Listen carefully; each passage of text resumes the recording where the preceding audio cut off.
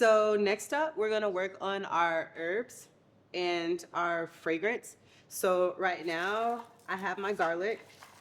I like to buy fresh garlic just because I find that it lasts a lot longer in the fridge. It doesn't have to be refrigerated necessarily. You can also leave it on your counter.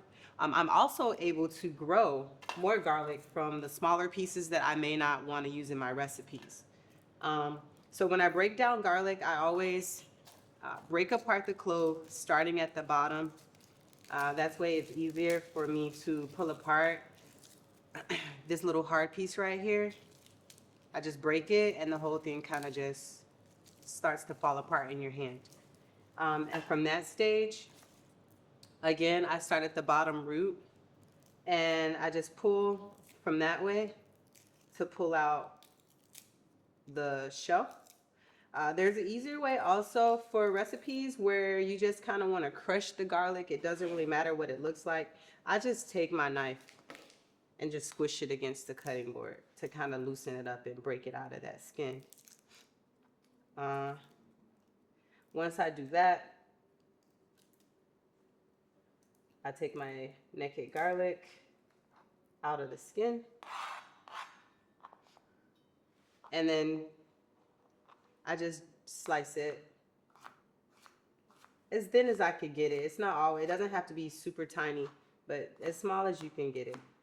Then I just turn it around, quarter turn again, and just cut it up again in small chunks until you get it to where you want it.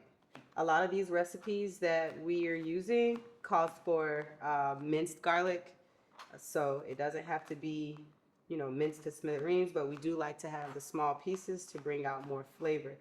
If you're using it in a stew or a soup or any kind of other recipe like that, you can always just take the whole garlic and just drop it in the pot. You don't even have to remove the skin. There's lots of nutrients, beneficial bacteria in the skin that doesn't require you to take it off. But that's how I mince my garlic. Now, if I'm doing fried garlic or something like that where I want a deeper flavor, a more nutty flavor, again, I'll remove the skin and I'll just slice it instead of mincing it. That larger surface area leaves more room in the pan for the garlic to get nice and crispy and add more texture to the salads or whatever you like to put your crispy garlic on.